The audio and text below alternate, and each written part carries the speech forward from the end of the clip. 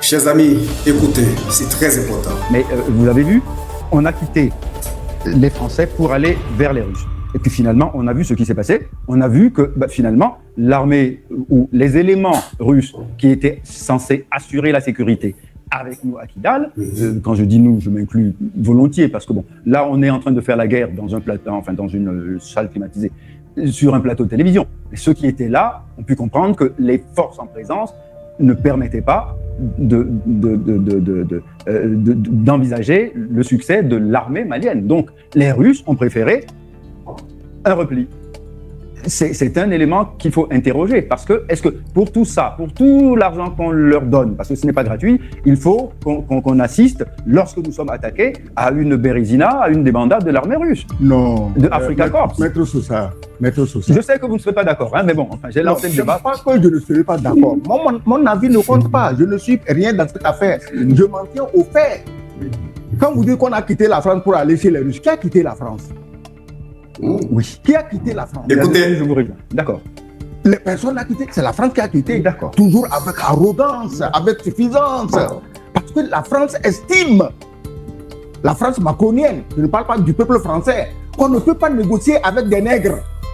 Alors on prend les demi-nègres et les Arabes pour aller massacrer les nègres. Vous me parlez de Kidal et du repli des choses, des Russes. Mais Maître Sosa, je sais que vous êtes un homme très cultivé, vous n'êtes pas militaire, mais vous connaissez ce qu'on appelle un repli stratégique. On ne veut pas jouer à Alamo. Alamo, c'était un fort au Texas assiégé en 1836 par l'armée du général Santana du Mexique. Ils étaient à peine 200 et en face d'eux, ils avaient des milliers de soldats mexicains. Ils auraient pu se retirer. Ils se sont battus jusqu'au dernier, dont le célèbre Davy Crockett. Ça, c'est la version Alamo. Mais je te donne maintenant la version Moscou. Quand en 2012, le plus grand bandit français, le plus grand pillard français, qu'on appelle Napoléon, et qui aujourd'hui est un véritable monument de la France, quand il s'est hasardé à Moscou, tu sais ce que les Russes ont fait? Ils ont quitté Moscou. Il s'est installé au palais en attendant que le tsar vienne le lendemain lui présenter sa reddition. Personne n'est jamais venu. Les Russes ont même brûlé la ville. C'est un repli stratégique. Et quand les Russes ont contre-attaqué, Napoléon s'est mis à fuir. Et dans sa fuite, Dieu étant du côté des Russes, le fleuve Brésilien lui a réglé ce compte. Sur plus de 150 000 soldats, à peine 15 000 sont revenus à Paris.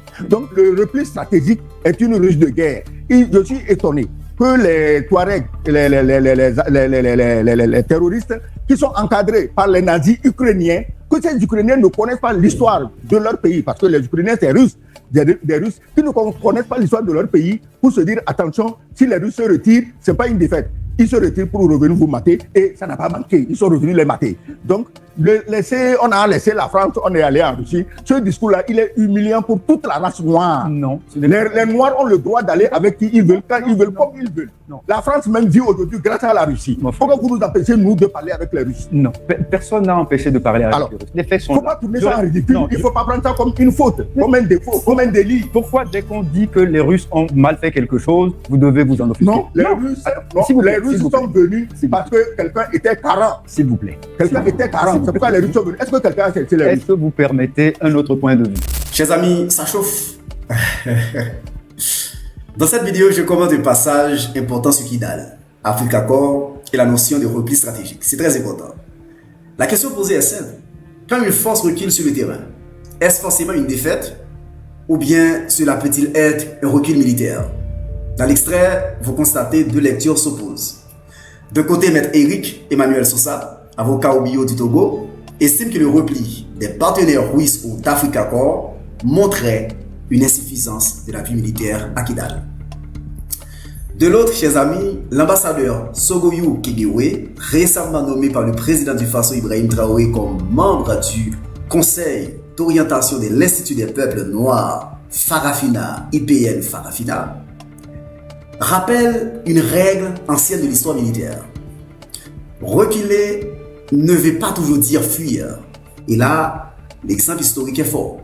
Quand Napoléon est entré en Russie en 1812, les Russes n'ont pas défendu Moscou comme on défend une maison dans une bagarre de quartier.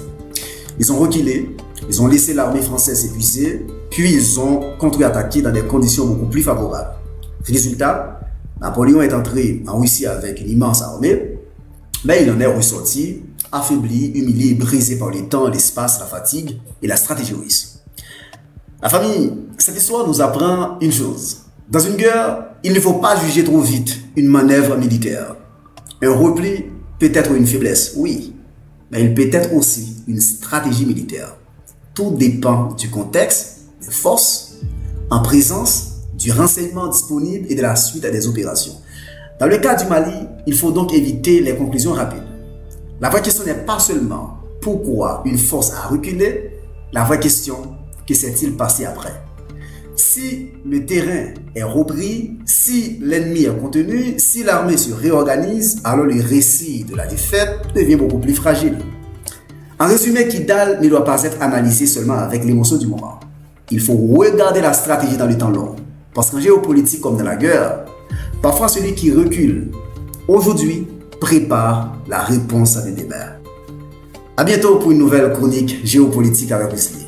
N'oubliez pas de liker, de commenter et surtout de vous abonner à nos pages respectives. Je vous aime. Merci. Ciao, ciao, ciao.